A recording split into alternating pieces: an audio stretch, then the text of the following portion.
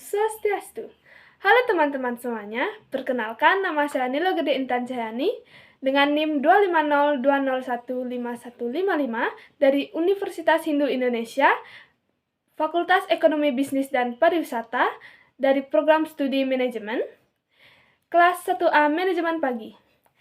Di sini, saya akan menjelaskan mengenai 4 fungsi dari manajemen. Nah, untuk lebih jelasnya, langsung saja simak video berikut. Nah, apa sih itu fungsi manajemen?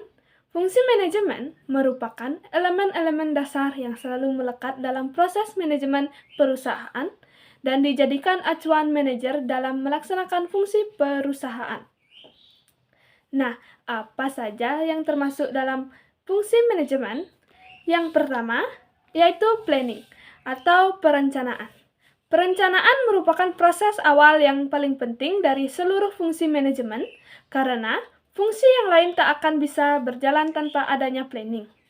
Planning dilaksanakan dalam penentuan tujuan organisasi secara keseluruhan dan merupakan langkah yang terbaik untuk mencapai tujuan itu. Adapun aktivitas dalam fungsi perencanaan. Yang pertama, menetapkan arah tujuan serta target bisnis. Yang kedua, menentukan sumber daya yang dibutuhkan. Yang ketiga, menyusun strategi dalam pencapaian tujuan dan target tersebut. Yang keempat, menetapkan standar kesuksesan dalam pencapaian suatu tujuan dan target bisnis. Lanjut, fungsi manajemen yang kedua ada organizing atau pengorganisasian.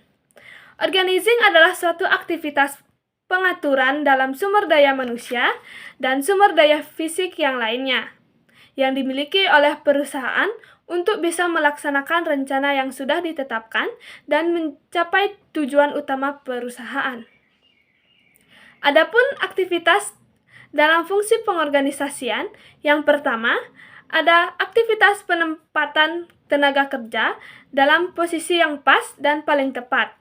Yang kedua, menetapkan struktur perusahaan yang menunjukkan adanya garis kewenangan serta tanggung jawab. Yang ketiga, aktivitas perekrutan, penyeleksian orang, pelatihan, serta pengembangan tenaga kerja. Fungsi manajemen yang ketiga ada actuating atau directing atau pengarahan. Directing atau fungsi pengarahan merupakan fungsi untuk meningkatkan efektivitas dan efisiensi kinerja dengan optimal dan menciptakan suasana lingkungan kerja yang dinamis, sehat, dan yang lainnya. Adapun aktivitas dalam fungsi pengarahan, yang pertama, mengimplementasi suatu proses kepemimpinan, pembimbingan, dan memberikan motivasi kepada pekerja supaya bisa bekerja dengan efektif serta efisien dalam mencapai tujuan yang ditetapkan. Yang kedua, memberi tugas serta penjelasan secara rutin tentang pekerjaan. Dan yang ketiga, menjelaskan suatu kebijakan yang sudah ditetapkan. Selanjutnya, fungsi manajemen yang keempat, yaitu controlling atau pengendalian atau pengawasan. Controlling merupakan kegiatan dalam menilai suatu kinerja yang berdasarkan pada standar yang sudah perusahaan atau suatu perbaikan apabila dibutuhkan. Adapun aktivitas dalam fungsi controlling, yang pertama ada mengevaluasi keberhasilan dalam proses mencapai tujuan dan target mengikuti indikator yang sudah ditetapkan. Yang kedua, menempuh langkah klarifikasi serta koreksi atas terjadinya penyimpangan yang ditemukan. Dan yang ketiga, memberi alternatif solusi atas masalah yang terjadi dalam mencapai tujuan yang ditetapkan. Nah, setelah mengetahui teori mengenai fungsi-fungsi manajemen, lalu seperti apa sih praktik dari 4 fungsi manajemen itu dalam suatu perusahaan? Untuk lebih jelasnya, mari kita simak video berikut ini.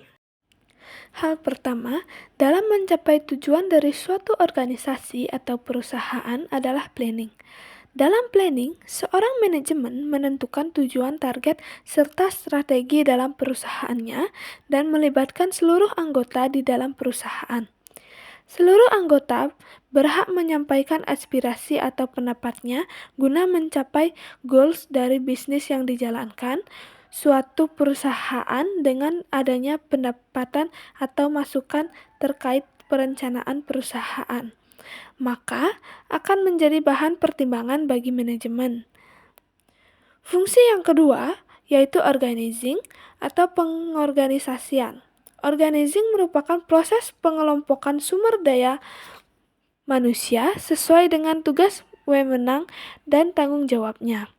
Aktivitas dalam organizing meliputi perekrutan, pelatihan, serta pengembangan tenaga kerja guna mendapatkan tenaga kerja yang kompeten. Fungsi manajemen yang ketiga ada actuating atau pengarahan. Fungsi actuating atau pengarahan dimaksudkan untuk meningkatkan efektivitas kinerja dari tenaga kerja dalam suatu perusahaan. Dalam fungsi ini, manajer bertindak sebagai pemimpin yang memberikan bimbingan dan motivasi kepada pekerja. Fungsi manajemen yang terakhir yaitu controlling atau pengawasan. Dalam hal ini, manajer akan mengawasi dan menilai kinerja berdasarkan standar yang telah ditetapkan. Dalam hal ini, manajer mengevaluasi keberhasilan dalam proses pencapaian tujuan atau target bisnis yang telah ditetapkan sebelumnya. Contoh dari kegiatan controlling ini misalnya pengecekan laporan keuangan perusahaan. Demikian pemaparan materi yang bisa saya sampaikan. Mohon maaf bila ada kesalahan kata yang disengaja maupun tidak. Saya akhiri dengan Parama Santi. Om Santi Santi Santi Om.